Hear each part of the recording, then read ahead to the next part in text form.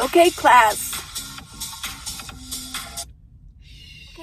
We're going to start off with the Pledge of Allegiance. Now, I know that there's people in Sweden and all kinds of places, Hong Kong, Australia, New Zealand.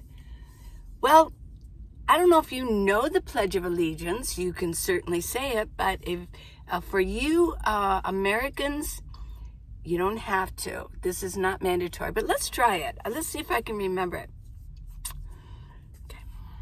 I pledge of allegiance to the flag of the United States of America and to the republic for which it stands, one nation, under God, indivisible, with liberty and justice for all, and peace, love, hope, acceptance, diversity, but mostly love and acceptance in this nation of ours, yes, and the entire world.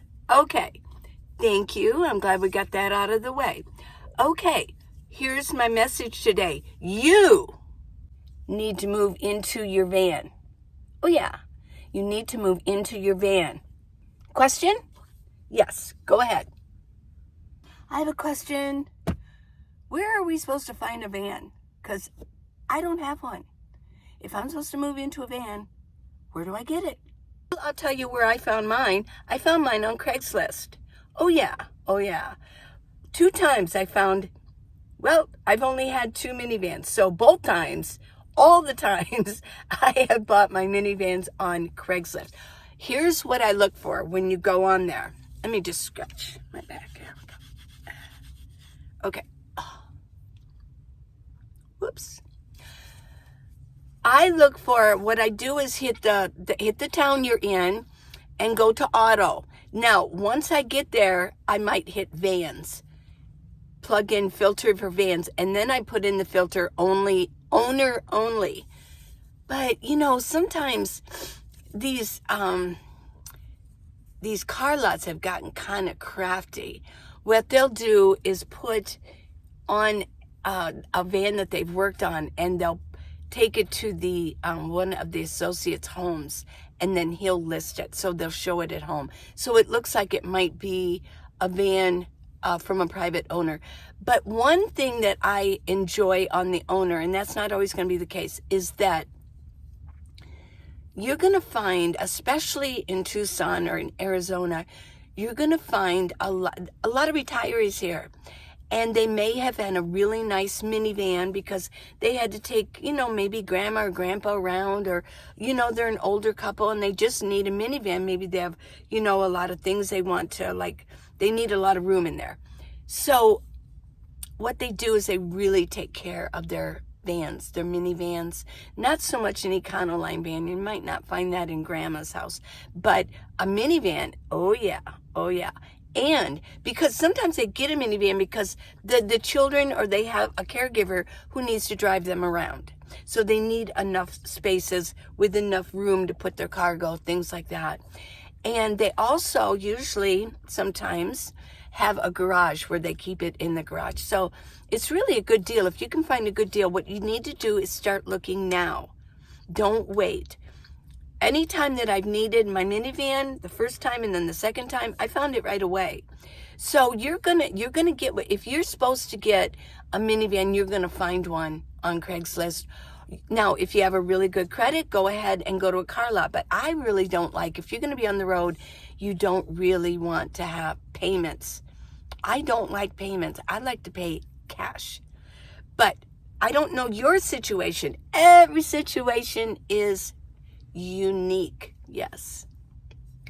You know what I don't like about this one is that the other ones I like, they have like, it's made like fingers. This one really, it's kind of smooth. It doesn't really do the job very well. But I keep it till I can find something else. And I do like I think it's bamboo, maybe. I don't know. Another question. What is your question? What will I do when I live in a van? Okay, that is a legitimate question. What will you do when you live in your minivan? Well, you're going to drive around a lot. I can guarantee that.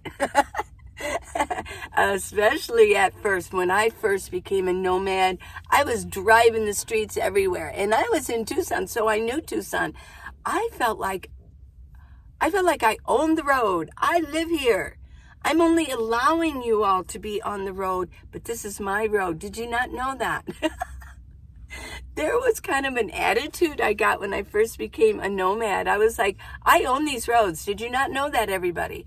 I loved it. I would drive here and I would drive there. It was so fun. Driving around, I was getting the feel of it, driving around with all of my belongings. That was so cool. My home went everywhere, and I was just driving to play. I'm playing nomad. Ooh, I'm going to go over here and I'm going to go over there. For the first month, I drove quite a bit. Well, gas was a little bit cheaper then.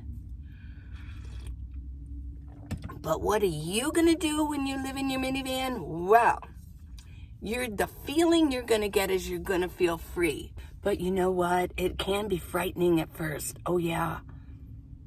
I mean, you're going to have to work through the stress of being out of your comfort zone, because you will be out of your comfort zone. I had somebody ask me, well, how did you get started and how did you know how to do your van, where to place everything? Well, I got started because I really wanted to do it. I'm not going to go into the story right now, but I knew about this lifestyle and I really wanted to do it. I fell in love with it when I first saw it. I had a chance to do it. And my granddaughter and my daughter, my oldest daughter and my granddaughter and my son-in-law, they moved out of state. And my daughter was having a hard time. She was born and raised here in Arizona. So I thought, this is it. This is my chance. You know it. Okay, this is my chance. I am going to finally get my minivan. I found one. And I am going to travel. That way I can go back and forth. So that's why I got started. How did I know where to put things? Trial and error. Yes, you're out of your comfort zone. And I tried so many things.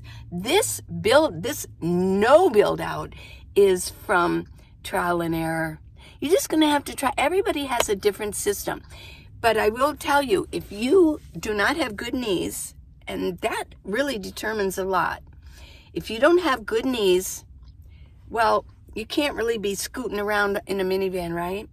And minivans are perfect because they're stealthy, better on gas. But on this side here, you can have a bed. Just build a platform for a bed, and then you can store things under. Okay, next question. What's so fun about living in a van? Okay, that's a pretty good question. Hold on.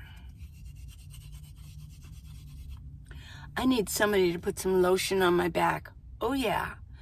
If you know any product, because I think they're out there, if you know any product where you can, a device that will lotion your back for you, that you put lotion on it and you can reach your back, please let me know. Oh, my gosh. My back is kind of dry. Okay. Let me answer that. Well, the best thing about living in your minivan or a van, any van, is that you can change your scenery all the time. I look out this window if I don't like what I see, because out this window, let's take a look. Look at that. A nice Palo Verde tree. Look at that. I can look at that. There it is, Palo Verde tree. So I get to change my scenery all the time. If I look out this window, well, the sun is coming through. I've got that blocked. Can't look out these windows, but I can look out that window there. It's fun to change your scenery. When I lived in a bricks and sticks, every time I looked out a certain window, it was the same thing all the time. Another fun thing about it is that wherever I go, I have all my belongings. It is so cool. You don't have to go home. You are home. Wherever you are, if I'm going to the store and I need something from home, I walk out to my minivan. Next question. How am I supposed to go to the bathroom in a van? Tell me that. Yeah, that's one of the biggest questions. How do I go to the bathroom if I don't have an RV? If I don't have a black water tank? Well, if you do want to get an RV, get one.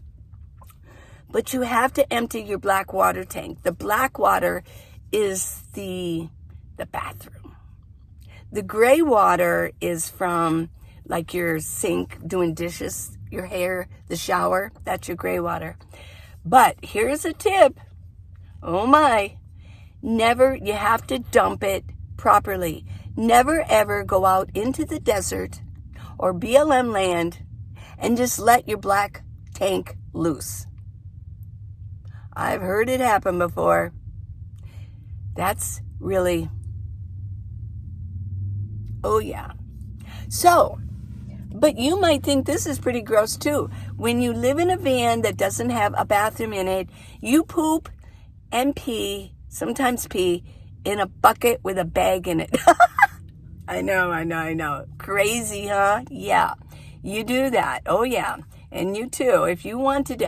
But it's not that bad. Every day you dump your bag with your garbage for the day. That's all you got to do. Shh, it's okay. It's okay. Pooping in a bucket isn't that horrible. I mean, if you think about it, it's not. This is you're pooping in a hole that goes into a sewer and don't worry about pooping and throwing your bag away. I mean, people throw dirty diapers and that includes adult diapers. So don't worry about it. It's okay.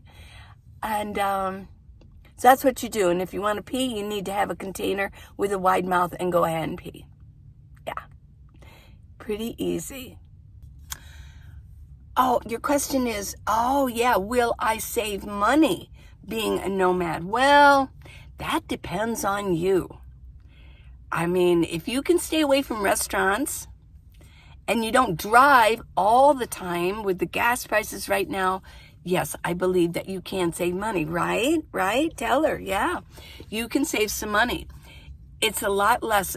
Rents are going up, aren't they? Yeah. Rents are going up.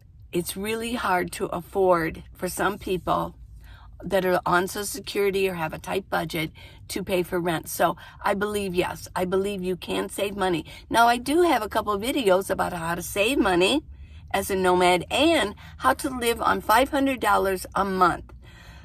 I get pushback from that sometimes. People say, well, what about insurance and what about all this and what about repairs? Let me just say this about that. The reason that I say live on $500 a month, bring all your expenses down, your food, your driving, things like that, is because you're trying to save for the repairs. You need to get a savings going if that's what you need to do, right? So the answer is it really depends on you if you can save money or not being a nomad. Should everyone live in a van like I ordered you all to? Nah, I was just kidding. Sorry. No, not everybody should live in a van. If you are comfortable in your nice home, on your couch, on your lazy boy stuffed armchair that you can just lean back and the feet, whatever that's called, goes up and you can just lay there and watch TV. Go ahead and do it. But that's not for everybody. A lot of us want to get out there. We want to get out there and have some fun, and we want to see things. You're going to meet new people. You're going to have the time of your life. If you're living in a house and let's say you have a really nice garden you've been working on for years, you're probably not going to go want to get rid of it and live in a minivan or a van full-time or even an RV, but you might want to do it on a part-time basis. If you love the things that you own and you would never be able to part with them, it's not going to work for you. You got to be able to let go of the things that you own, and a lot of us already did. We're nomads already. We're full-time. We gave everything away, or we sold it. We gave everything to our children, or we put it out in the front of the road or by our house so that people could just come and take what they wanted. And we did it. And boy, you ask any nomad, and it's a very freeing situation in our minds. It's like taking so much weight off of our shoulders. So if you think you can handle it, I say go get yourself a van. Start looking. I hear people say, I can't find a van. If you really want to do it, it will be there. Build it, it will come. Oh yeah. So I want to say, to finish this off, that I wrote a book, How to Live in a Minivan, or it really applies to even an RV. Any size of rig it applies to. If you want to do this, get my book. It's not expensive. It's on Amazon. Type in Minivan Lee. It will come up. Yes, I promise. So go get that book. It's got list upon list upon list, and it makes you from A to Z getting in the minivan. Another thing this is good for is, I know I look dangerous, don't I? You better be good in class, because you're going to get your room. If you go to, I've heard in Catholic school, bam. No, I never, I didn't go to Catholic school. Let me know if you did. Did anybody ever hit your hand? They probably don't do it anymore, but back in the day, they probably did. But I look dangerous. No, I'm peaceful. I did my Pledge of Allegiance, peace, But I do like my little pointer. It's a pointer, but it's crooked. It goes, I know. But yeah, get the book, move on in. And if you want to do it part-time, if you go on vacation, if you like to go camping, we call it a campervan. Yes, you can do it part-time. Get yourself a minivan or a van, trick it out, cherry it out, and take your family, and you can go on vacation. So that ends class for the day. Oh yeah, you guys have been really good. So gold star for everybody today. Good questions. Yeah. Good discussion.